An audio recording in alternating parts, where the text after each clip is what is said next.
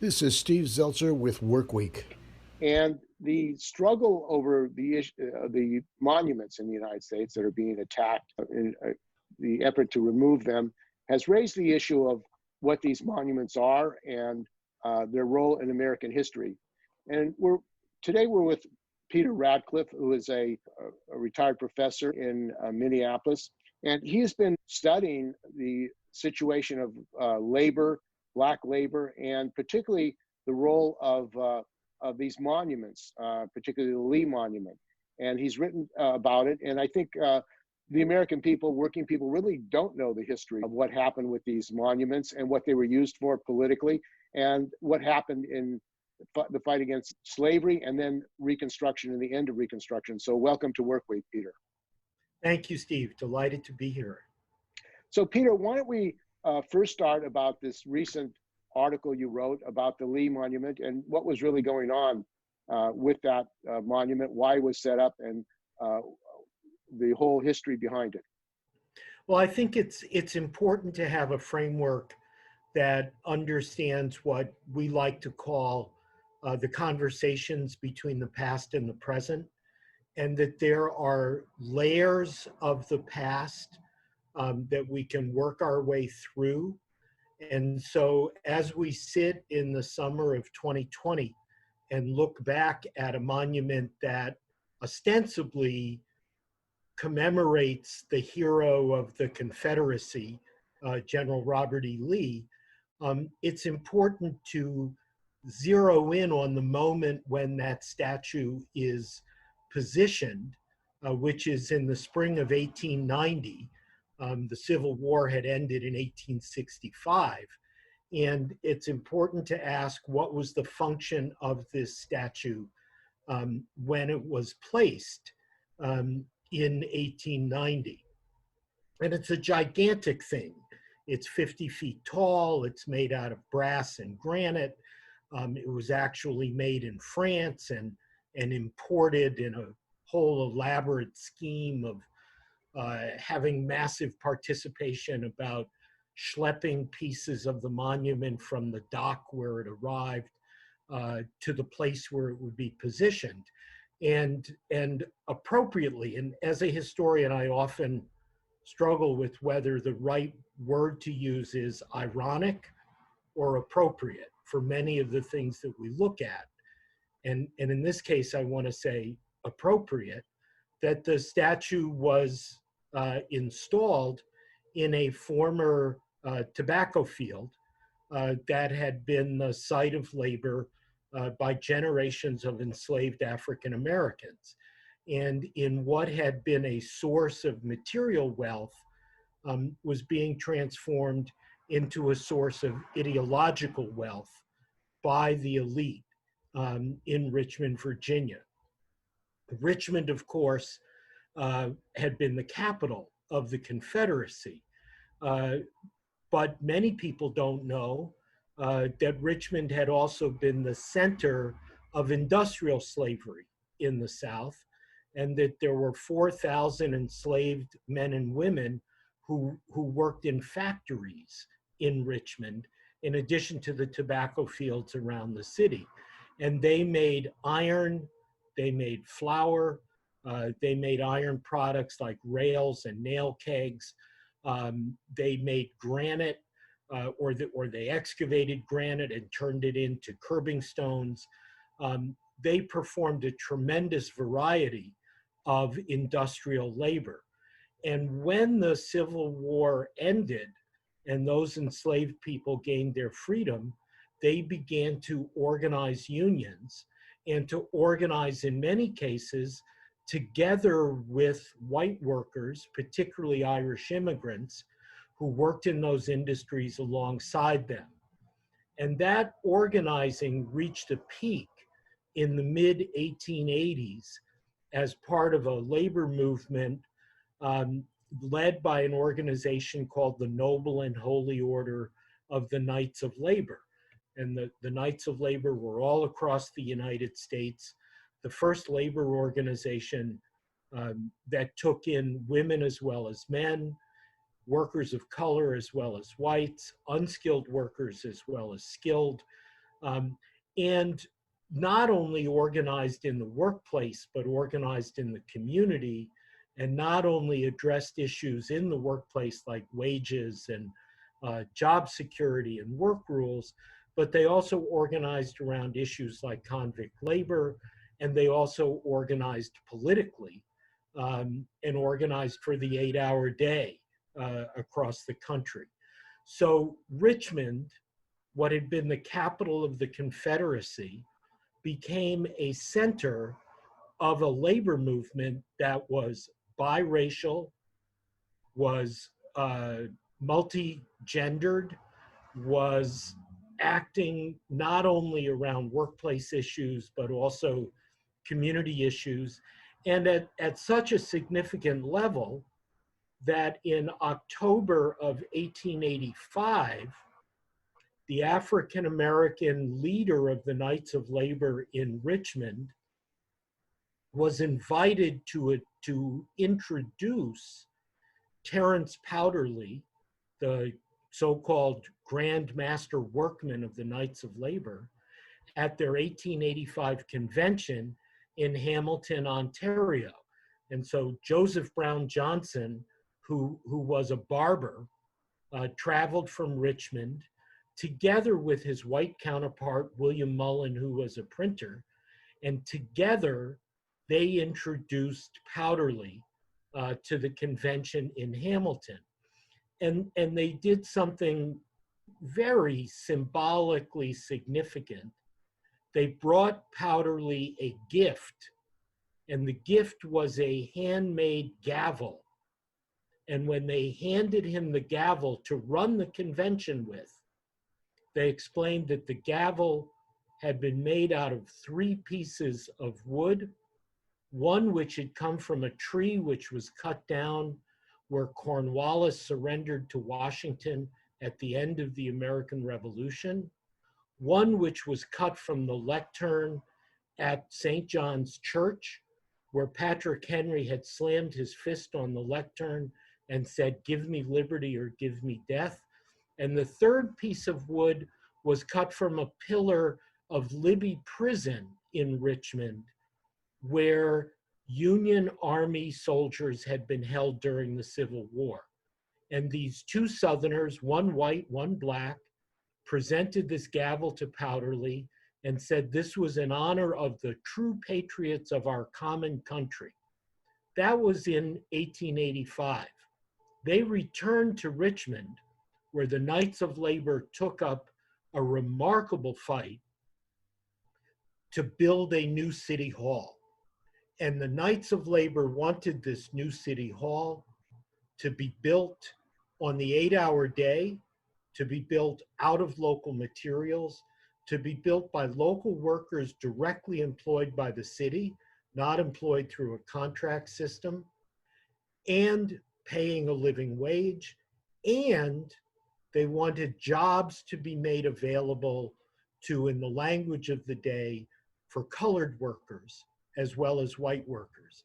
And they presented that as a petition to the Richmond City Council in early 1886.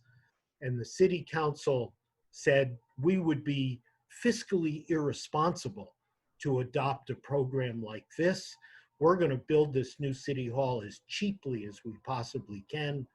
And the Knights of Labor said, we're going to create a third political party that stands outside both the Democrats and the Republicans, that we're going to call the Workingmen's Reform Party. And we're going to run for your seats on the City Council to build the City Hall that we imagine and desire to build. And in May of 1886, they swept control of the city government with African-American candidates as well as white candidates. They won that election in the city that only 21 years before had been the base of Jefferson Davis and the government of the Confederacy. Now, my point is that not only is that remarkable, but it's so remarkable that we have to ask, how come this Jewish guy from, at that time, New England, now from Minnesota, how come I know this story and nobody else knows it? How did I write a book that tells this story that is even available in paperback at a reasonable price and nobody knows this story? Why isn't there a plaque on the City Hall in Richmond, Virginia that tells this story? Why doesn't the Wikipedia page for the City Hall in Richmond, Virginia talk about anybody but the architect who designed the building?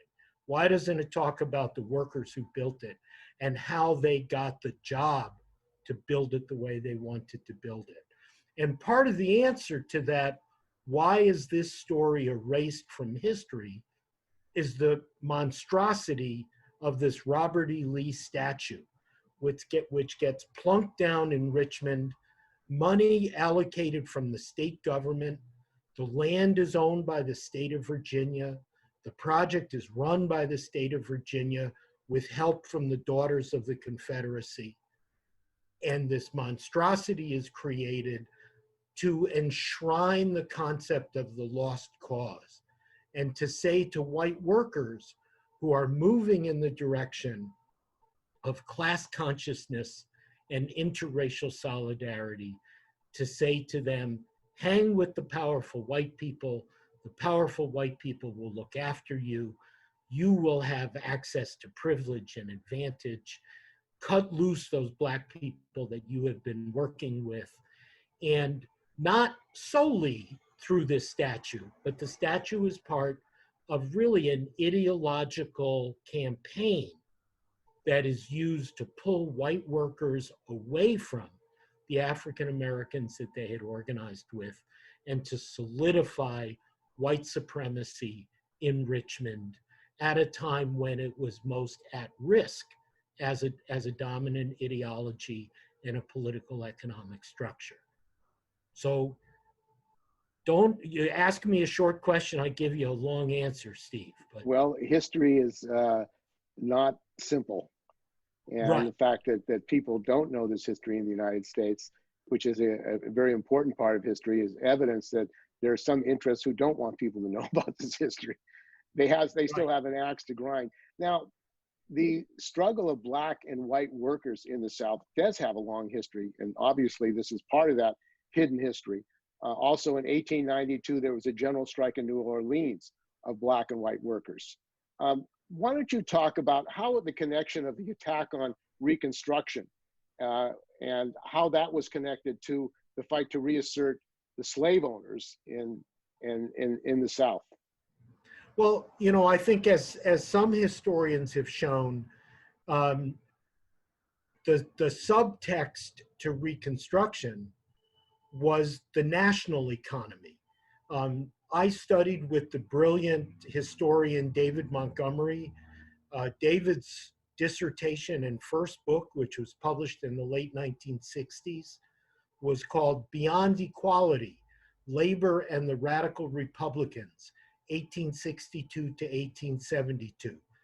And David, in that book, looked at how class conflict in the North led the elite, the capitalist elite in the North, to make decisions about Reconstruction that would reinscribe slave-like labor relationships in the South so that the northern industries could have access to cheap cotton.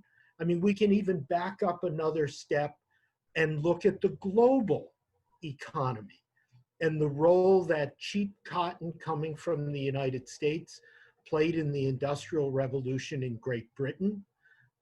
So access to cheap cotton, which was based on, at first, labor that wasn't being compensated at all, and then through the sharecropping system that was implemented during Reconstruction and the convict labor system that came along around the sharecropping system, that they enforced regimes of unfree, uncompensated, dictatorial labor that continued to make the raw materials from the South, first cotton, but also indigo, rice, sugarcane, tobacco, that all of these products fueled the American Industrial Revolution which fueled the global industrial revolution. You know, I think back, you and I probably read way back in the day Eric Williams' book, Capitalism and Slavery, which was written in the early 1940s. And Williams, who became the first prime minister of the independent country of Trinidad and Tobago. But Williams wrote this book to argue that slavery was not some backwater in the global economy, that slavery and slave labor was central to the development of the global economy and the Industrial Revolution in particular. So there was a brief hiccup during Reconstruction. I've just been refreshing myself for a conversation we're going to have Tuesday at our East Side Freedom Library, and discovered that, for instance, that by 1867, 2 years after the end of the Civil War, 80% of African American men in the South had registered to vote. It would give Donald Trump apoplexy to think about 80% of African American voters actually being registered to vote. And my research in Richmond, Virginia, taught me that African American women were active leading up to elections to make sure that men got out and voted, and also to make sure who they voted for. So though the women did not have the franchise, they were very politically active as well. So there are the economic issues of cheap labor to produce raw agricultural products that feed the Industrial Revolution. There are the political issues. You know, by 1877, by the end of Reconstruction, 2,000 African Americans had been elected to public office. Not just the City Council of Richmond, Virginia, but in some cases to the United States Senate, the Lieutenant Governor of Mississippi, Blanche K. Bruce, that African Americans were not only signing up to vote, but they were using the vote, and they were representing themselves in the political system. In the state of Virginia,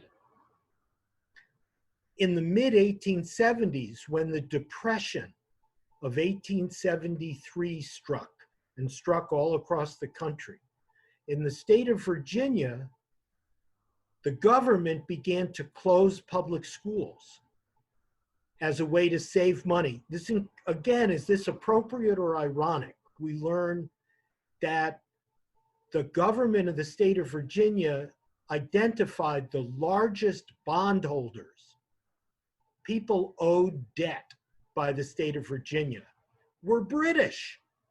And they had purchased Virginia bonds in the 1850s to fund public improvements like canals, highways, and bridges in order to move tobacco and cotton from the fields to the markets and to the docks to enter the international marketplace. Those bonds were 20-year bonds, and they were coming due in the middle of this depression. And the government of the state of Virginia, the governor, Mr. Kemper, the governor said, this is a matter of honor for the state of Virginia to pay its debts. And African Americans said, at the expense of closing our schools, that we finally have public schools, and now you're going to close the schools to fund paying off these bonds? And they organized a new political party called the Readjusters. And this was a kind of populist, largely rurally based movement in the middle 1870s. And they said, let the British come and invade us if they think they're going to collect on their debt. And the Readjusters said, we want to readjust the debt. We'll pay them 25 cents on every dollar, and they'll take it or leave it. And in 1879, they elected a governor. So there already was a third-party movement in Minnesota that included white farmers, African-American farmers, sharecroppers, urban workers, around ideas of economic justice and fairness, and ideas of enfranchisement using the political system to address the economic issues that people had. That also fed into what would become the Knights of Labor in the 1880s. So the white elite was shaking in their boots. How were they going to divide this movement? And you know, you mentioned the New Orleans general strike of 1892. I was thinking this morning, recalling the great book that I read when I was an undergraduate in college, Edward Morgan's American Slavery, American Freedom, which is about Bacon's rebellion of 1676, and a rebellion where enslaved people, indentured servants, united together in Virginia and burned down the House of Burgesses in Williamsburg, in the capital of the colony of Virginia. And the response to that by the white elite, and this is a white elite that was in London as well as Williamsburg, and the white elite said, we have to keep poor white people and poor black people away from each other. We need to draw dividing lines. And Edward Morgan said this was the birth of racialized slavery in Virginia in the aftermath of Bacon's Rebellion. They shut down indentured servitude. No more white indentured servants, no more black indentured servants. Black people were slaves, white people were to be free. And that became the system in 1676. So again and again, divide and conquer was the strategy of the white elite. And in the interests of their own wealth and their own political power. And that got challenged in Richmond in the 1880s. And the response to it was material and symbolic and ideological. They used every tool that they could get their paws on, and ultimately funded this horrific 50-foot tall statue of Robert E. Lee. Now, this effort by the capitalists to basically put the blacks back in their place, and also to divide the blacks from the whites in the South, what role did the capitalists in the North have in that? I know that there was also a growth of the Ku Klux Klan, which was used to reassert racist system. Yeah, I mean, there was in 1877, you know, there was the political compromise of 1877 that allowed Rutherford B. Hayes to be elected president of the United States by cutting a deal in a back room in Florida over Florida's electoral votes. And when that deal got made and Hayes became president, the final piece of that deal was that the federal government would pull any remaining federal troops out of the South.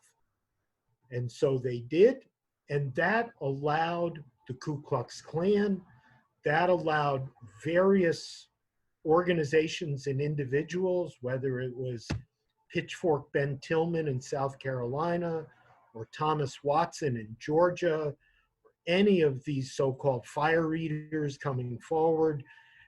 There was no federal protection of the rights of African Americans in the South after 1877. And, you know, there had been this fight in Congress in 1875 when Thaddeus Stevens introduced a civil rights bill in 1875, and that was defeated because the white capitalists of the North, most of whom were Republicans, not Democrats, but they saw their interests in allowing the white elite in the South to restore order. I mean, it's sort of interesting. We're living in a moment where a lot of us want to argue about the word normal. What does it mean to say things were normal? Now we want to get back to normal. You know, is normal police brutality? Is normal a carceral state? Is normal inadequate health care for people of color? Is normal a largely deunionized workforce? So we can transpose that back to the South in the 1870s and late 1870s and 1880s and see that the capitalists of the North wanted to see the South return to normal. And normal meant cheap labor producing cheap raw materials that could then be engineered into the industrial revolutionary machine of the North. That was the stability that the capitalists of the North, whether they were Republicans or Democrats, that they wanted. And they got. And this is systemic racism, which now is a major issue in the United States, that people are raising the fact that it's not isolated incidents. The murders of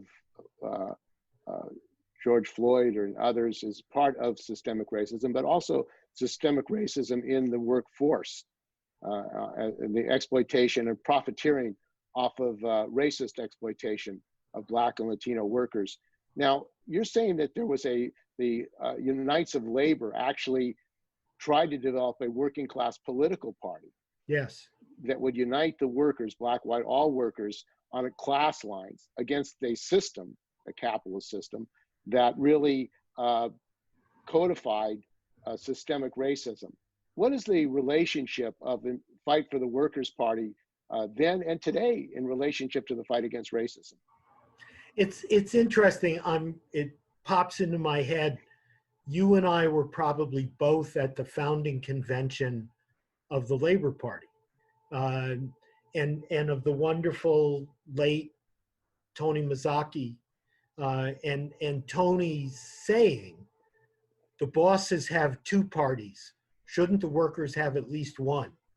And the remarkable and unfortunate thing that happened to the third party effort in Richmond was that it brought the Republicans and the Democrats together because they both wanted to destroy this third party, that they saw this third party as a threat, not only to their political hegemony, but also to their economic power. And so each of them nipped away at this third party effort. And the Republicans, who might still have some credibility with African Americans, or that there were obviously layers of African Americans, and they whispered in their ears, don't trust this guy. And the Democrats went to the workers that they had some sway with, and they said, don't trust this guy, don't trust this party. They're gonna pull the rug out from under you. And the thing that I argued in my book, where I had more space to develop the argument, is that the Knights of Labor never succeeded in creating a cultural space where African American and white workers actually got to know each other, that they had a strategic alliance around building that city hall. They had a strategic alliance around putting down a convict-run barrel factory in the state penitentiary. They had a strategic alliance about the state not paying those British bondholders. But these strategic alliances were struck by small groups of people in small rooms together. And people did not get to know each other. And as I say this today to you, Steve, I'm realizing that that's, of course, what is informing the work that I've been doing for the last 6 years in creating this project in St. Paul called the East Side Freedom Library, which tries to be that very cultural space where people from different experiences, different backgrounds, can share their stories with each other and discover how much they really have in common, not necessarily around strategic issues, but around how they love their partners, how they love their children, how they want to see a world of peace and justice, how they want to be safe in the workplace, how they want to be secure in their old age. that these are things that whether you are Hmong or Karen or Oromo or Somali or European descended white people, these are things that people all share. And it's a capitalist system that tries to keep them all competing with each other on the grounds that there's not enough of that stuff to go around. And one of the things that has shocked the not just the Republicans, but even the capitalists and the Democratic Party is this mass upheaval of young people, white, brown, Native Americans, all coming together at once to say enough is enough. And this mass protest movement, which in my view is going to be a prelude to the millions that will be on the street as the depression deepens and workers cannot survive, they can't pay for their homes, they can't take care of their kids, leading likely to general strikes and mass upheavals. This lesson from the Civil War and post-Civil War Reconstruction, where workers did come together and formed a political party, what relevance does that have today in the face of what is a catastrophic situation economically with the depression, with the pandemic, where you have disparity of treatment and the conditions of Black and Latinos, and a climate crisis, which is cataclysmic as far as the world, the future of the world and future of humanity? I think that, I was amused ages ago. I was fortunate to hear Cornel West give a speech in person, and he described himself as a Chekhovian Marxist, which is not a terribly optimistic position. And I realized that I like to think of myself, coming from New England, as a Robert Frost Marxist. And that is, there are always two paths. And we have choices at the forks in the road, which path we're going to take. And if we don't have stories that tell us that at points in the past, people chose unconventional paths, and they chose them for good reason, and they journeyed some distance. So there is the path of solidarity. We live in a culture with whose dominant narrative, as Dave Montgomery used to say, is each for himself is the boss's plea. And then he would say, and unity among us is the workers' response. So solidarity has existed in the past. I think it's so important for us to tell these stories of solidarity, which have, of course, have been swept into the corner, have been silenced. I think of Marcus Rediker's wonderful work about the solidarities among white and Black sailors, and how that would be expressed in both mutinies and piracies, that there are many examples of solidarity, but we don't hear them.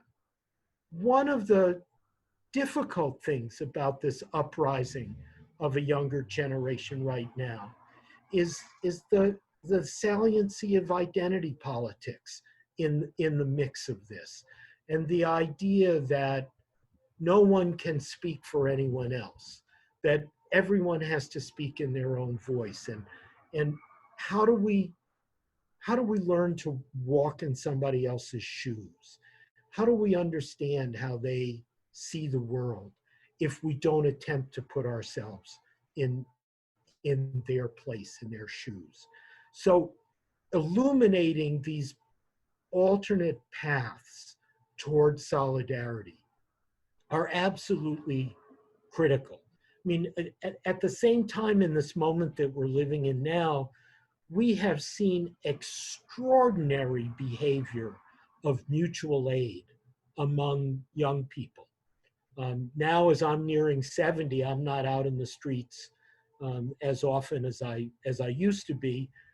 I'm on various text lists and email lists, and I see people caring for each other and expressing that care and sharing, are you at such and such an intersection?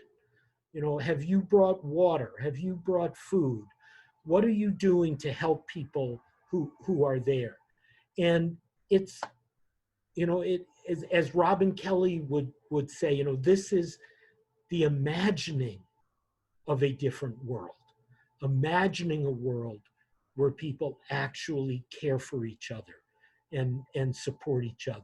So that's present in this mix now as well. And people need to know that there were times in the past when people behaved this way and didn't only look after their own back.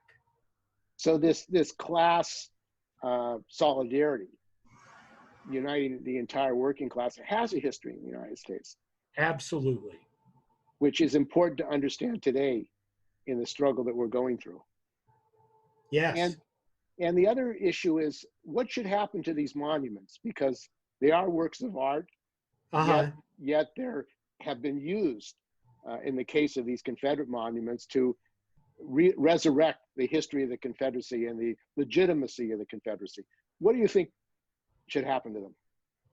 Well, I think they should all have interpretation, at least by them. Maybe they shouldn't be iconic and in public spaces. Maybe they should be in museums. I mean, we can't change the monuments without also changing the curriculum that kids are learning in school. And there are so many ways that we need to transform the stories that people are told. I know you had one hell of a fight in San Francisco about that mural in Washington High School and the representations that it actually shows the truth about George Washington, that he strode over the bodies of Native Americans and he enslaved African Americans. And yet there is the complicating reality that Black kids and kids of color who see those images feel pain and victimization looking at those images. So what do? We need to provide a better education overall in which the meaning of those images can be accessed and manipulated and engaged by people in their own time. It's not easy, and it begins by knowing what was the ideological reason for the creation of these images when they were created. And of course, in the 1930s and the 40s, you had a movement of leftist artists, Victor Arnautoff and others, right. Zackheim, who were actually portraying the actual history of the United States, the actual class struggles. And they were controversial at the time because the right wing, the capitalists, wanted to take them down and destroy them. They didn't want these artwork that actually showed this is the reality of the history of the United States. Right.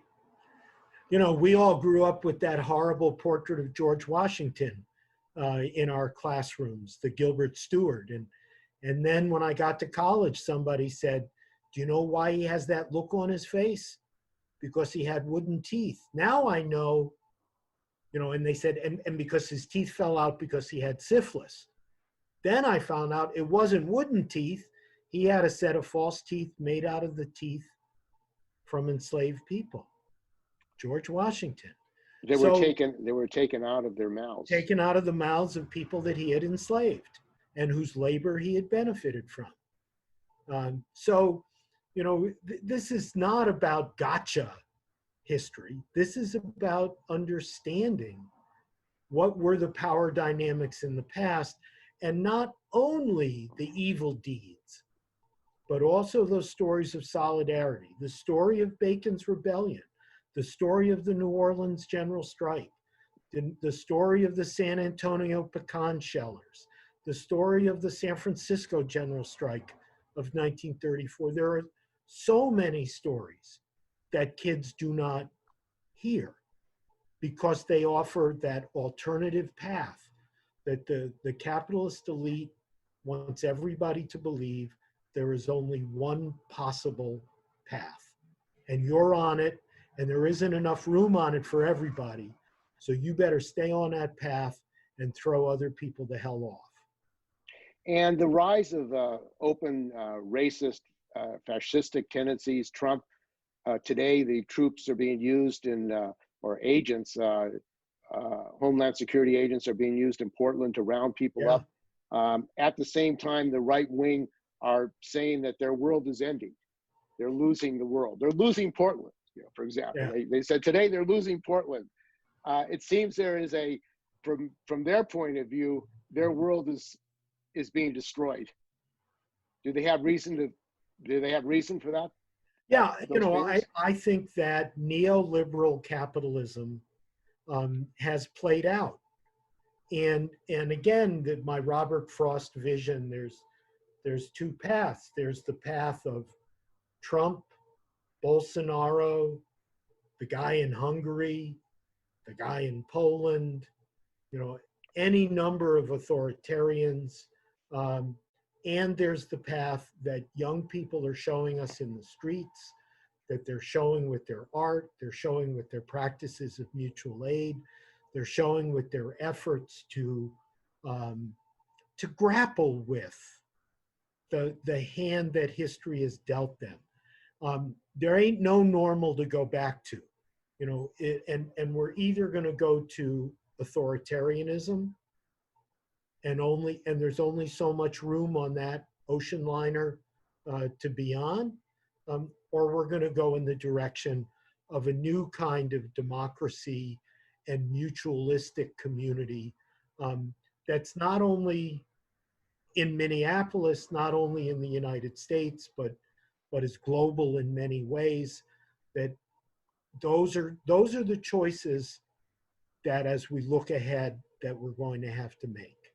And obviously, it must be frightening to not just Trump, but the capitalist class, that young people, over 50% of young people, see socialism as a future for themselves. I mean, they don't really see having a future, a viable future under capitalism. Yeah. So that must really mean a shift in the thinking of young people about the ability of the capital system to provide a future for them and their families, and if they are able to have families. Right. And I think that they need to be encouraged to tease out the structural implications of the activism that they're engaged in. And I think more and more are, and often at the leadership of young people of color, to imagine, okay, how could we provide health care to everybody? How could we provide housing? I don't know if you had heard the story, and this journalist from Mother Jones was here, and she wrote a wonderful story about it, an extensive story, that there was a hotel in the middle of the neighborhood where much of the violence and arson and looting took place in the couple of days after George Floyd's murder. And it was a Sheraton, and it was abandoned. And homeless people moved in and created a community in it. And they gave it a name, the Sanctuary. And at a distance, I had questions like, well, how did they decide who got which room? There were interviews on public radio with reporters who went into the place and talked about how they were making meals, that they were dealing collectively and democratically with their real material needs. And there was tremendous pressure put on the owner of the hotel by the local elite that he should get them evicted.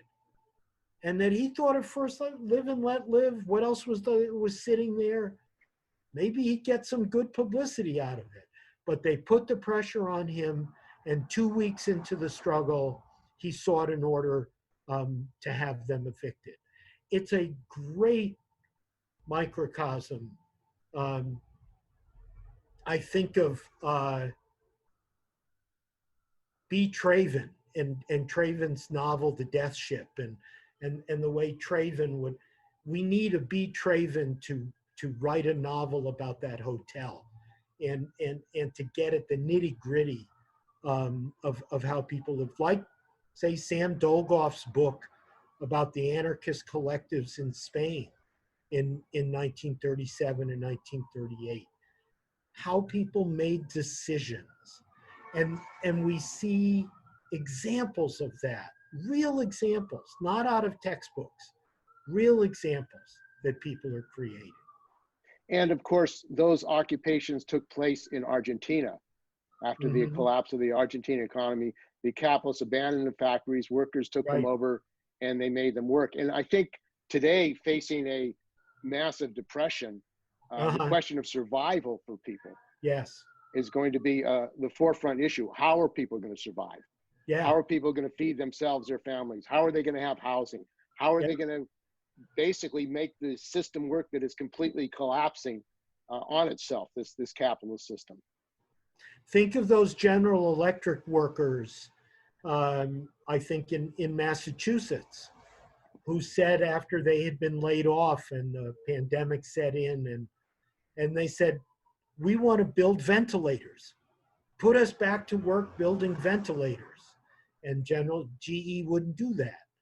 So, people like you and me, we're waiting for the day when the workers say, well, we're not going to leave it up to management to decide that we can be called back to make ventilators.